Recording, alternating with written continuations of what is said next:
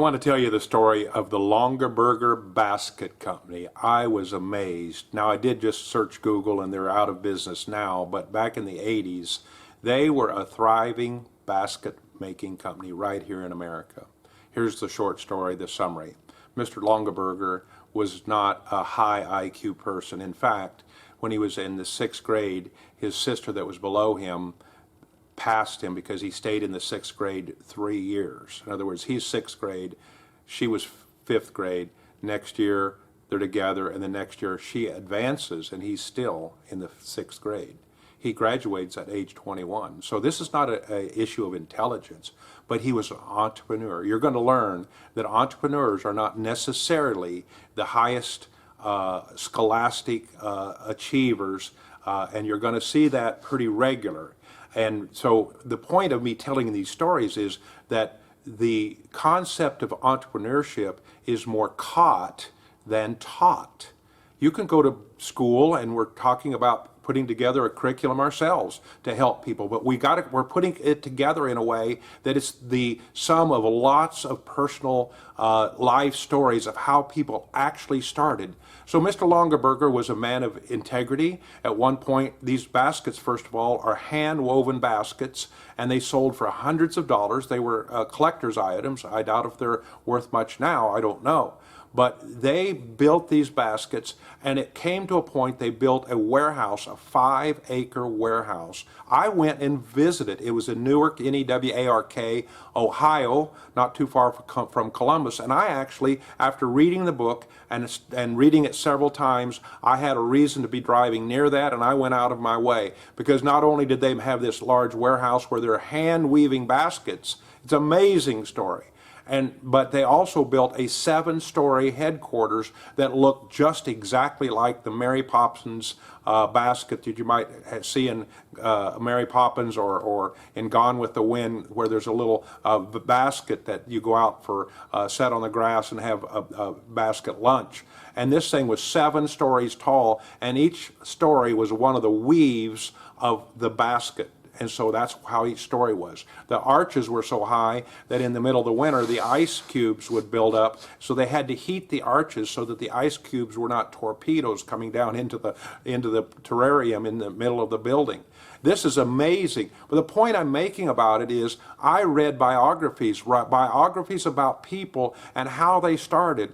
Mr. Green, Mr. Dave Green, he hardly graduated from high school. He was so shy. If you read the book, More Than a Basket, or More Than a Basket is Longaberger, but the story of Hobby Lobby, you'll see that as a senior in high school, he was so shy, he wouldn't speak in front of the small student classes, the English classes was in. So his teacher, having a little bit of a heart, let him give his speech just to her so he could get a passing grade. He went on and has developed the Hobby Lobby and the Mardell's bookstore. Amazing story. Read the stories of Sam Walton and how he started and the way he did. It's an old book now. All these are older books. Don't think that you're going to be reading a more current book. But does it matter? No. These are principles and laws of how these people got started. Mr.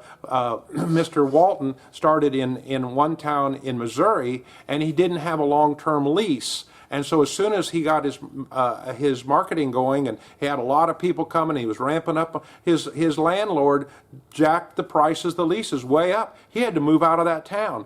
Big loss, because he moved over to Bentonville, Arkansas, or I'm sorry, over here to the northwest Arkansas, and this is the main economy for that area.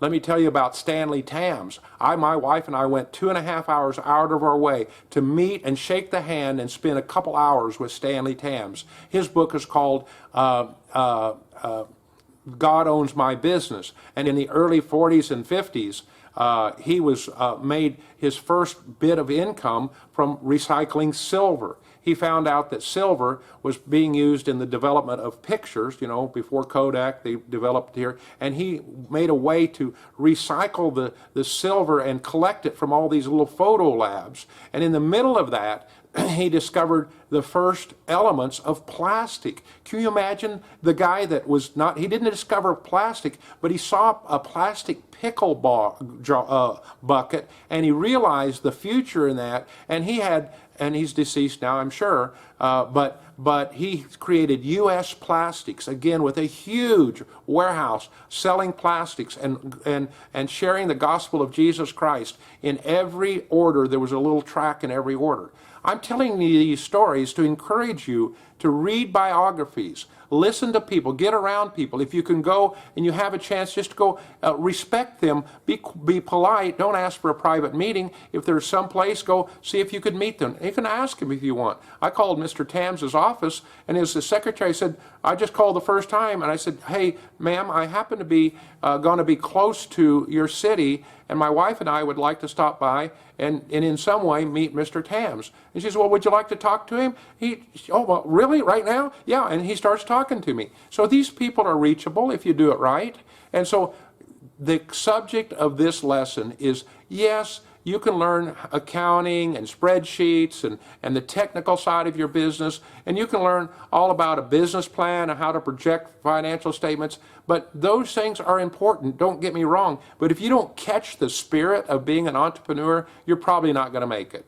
You're not, probably not. My dad was an entrepreneur. I was blessed to live in a household that I watched him make mistakes and then correct his mistakes and get over them. He lost money several different ways, several different places, but I was able to observe him through my younger years. So I hope this helps. I'm available. I can't call and talk to everybody, but if you want to give me a call, give me a call. I'll do what I can to help you. But that I'm not elevating myself to those levels. I'm just saying, get around somebody that's a true entrepreneur. Hang around with them if you can. For sure, read their materials and hear them talk if they ever talk.